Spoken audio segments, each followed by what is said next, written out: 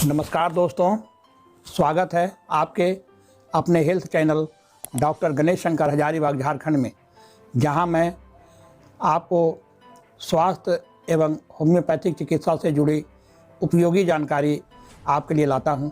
आज हम बात करेंगे कार्डियक इमरजेंसी यानी हृदय रोगों की आपातकालीन स्थिति और इसके होम्योपैथिक उपचार के बारे में।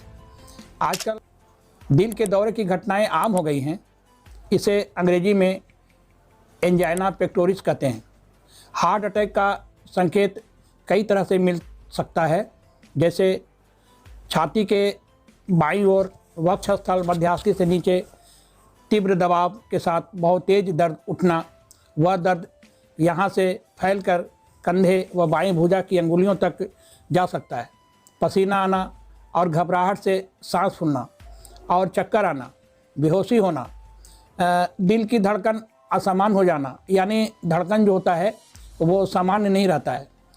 यदि ये सब लक्षण दिखे तो इसे दोस्तों नज़रअंदाज न करें, तुरंत मेडिकल सहायता लें। दिल के दौरे के बाद रोगी की होम्योपैथिक चिकित्सा के बारे में हम यहाँ चर्चा करने जा रहे हैं।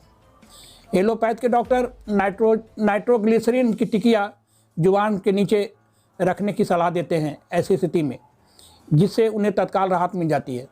पर इससे भी ज़्यादा गुणकारी एक होम्योपैथी की दवा है लैक्टोडेक्टस मैक्टन्स 6 पावर का। यह दवा 90% रोगियों को तत्काल लाभ पहुंचाती है। और मैं और भी कुछ डॉक्टरों को कोट करना चाहता हूं जो इस विषय में अपनी राय देते हैं।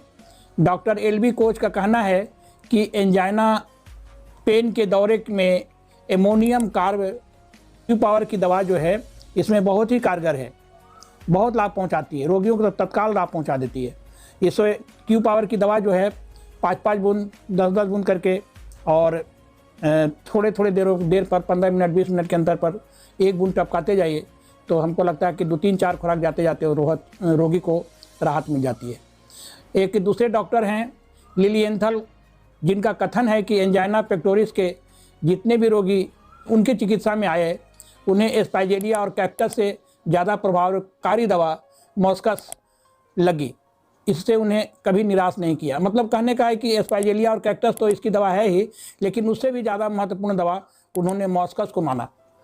और एंजाइना पेक्टोरिस में एस्पाइजेलिया उस समय प्रयुक्त होता है जबकि हाइपरट्रॉफी ऑफ हार्ट हो गया हो, मैंने हार्ट का साइज जो है बड़ा हो जाता है, तो और सारे हृदय प्रदेश में चुभने या छुरा घोंपने जैसा दर्द हो रहा होता है, तो यह दर्द आगे झुकने पर तथा जरा सा भी हिलने डुलने पर बढ़ जाता है।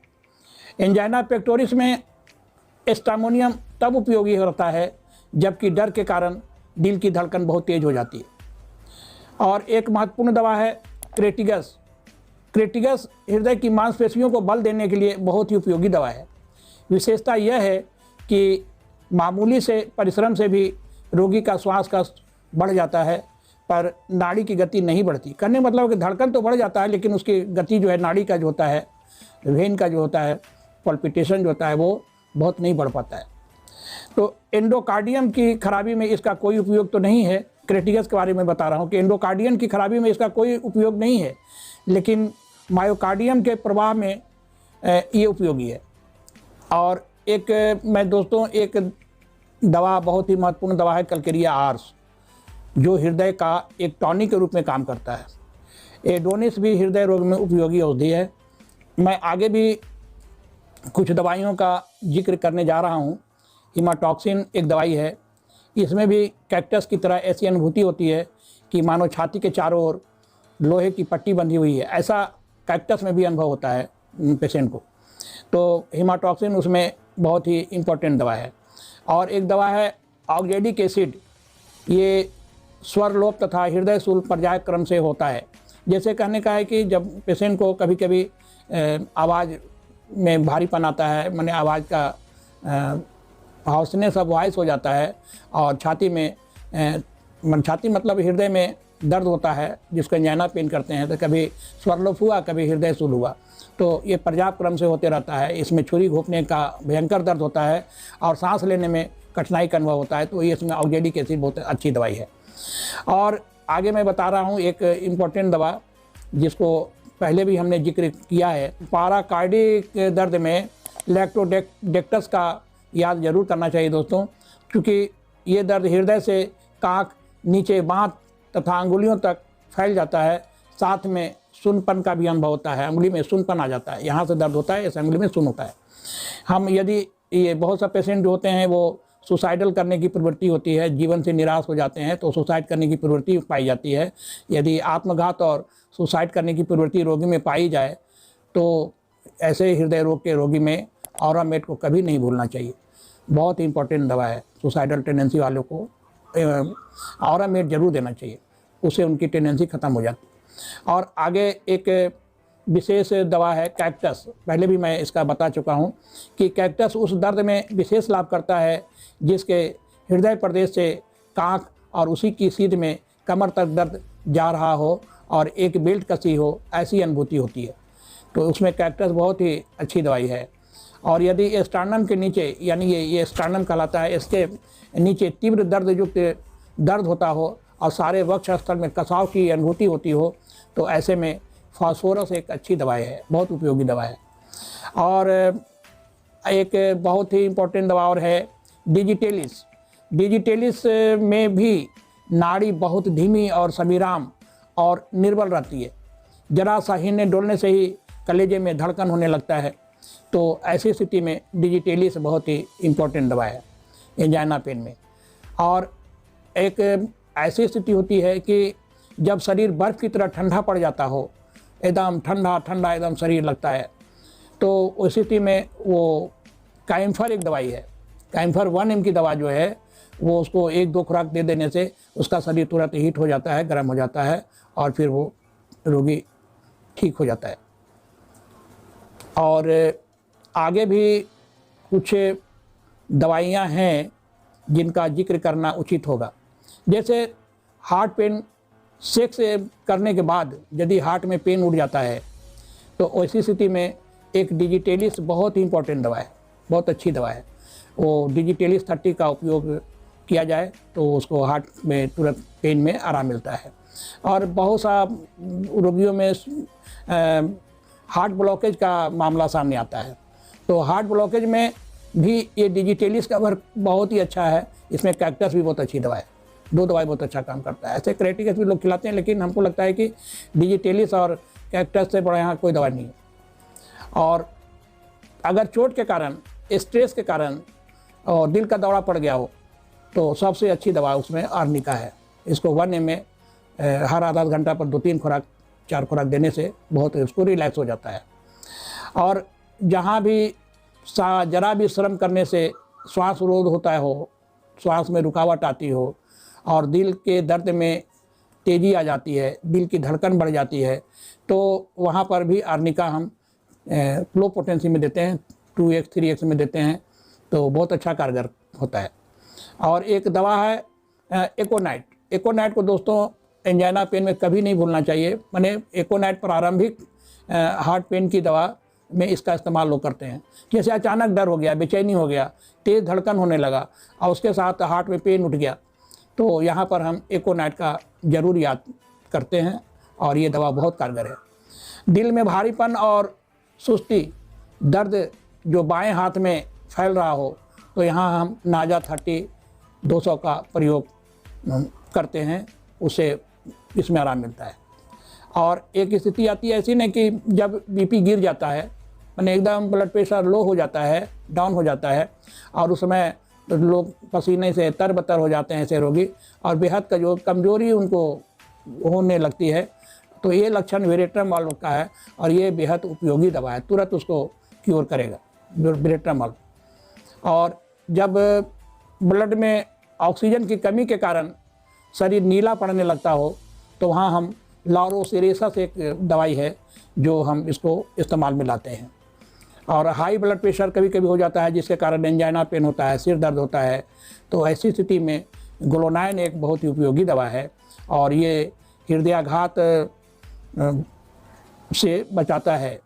और एक दवा है अर्जेंटम नाइट्रिकम, आर्जेंटम नाइटिकम का पिकुलियर सिम्टम्स क्या है कि यह जब भी होता है तो ये खाने के बाद होता है। आर्जेंटम नाइटिकम का प्रयोग सर्वोत्तम उपयोग है। हृदय की कमजोरी के कारण हृदय शूल में एक और दवाई है एस्टोपाइंथस, ये उपयोगी है। और कुछ रोगियों में हृदयाघात की प्रवृत्ति होती है, माने बार बार अटैक होता है, बार बार हार्ट का पेन उठता है, तो ऐसी स्थिति में हम सिफलिनम 1 mg का प्रयोग करते हैं। इसको 15 दिन पर एक खुराक देते जाते हैं, तो बार बार हार्ट का जो हृदयाघात की जो होती है पुनरावृत्ति, उसको रोक देती है। और एक दवा कन्वेलेरिया मेजस क्यू पावर, यह हृदय को ताकत बढ़ाती है। ये टोबैको हार्ट इसको बोलते हैं, जो पेशेंट अधिक सिगरेट पीते हैं, धूम्रपान करते हैं, उनके लिए ये बहुत ही उपयोगी दवा है। अब ऐसे तो हमने कुछ महत्वपूर्ण दवाइयों का जिक्र किया आपके सामने, और ऐसे तो बहुत सारे दवाइयाँ हैं जिनका यहाँ पर विवेचना करना समय का अभाव के कारण नहीं हो पाएगा, इसलिए जो इम्पोर्टेंट दवाइयाँ थी उसके बारे में हमने आपके सामने जिक्र किया।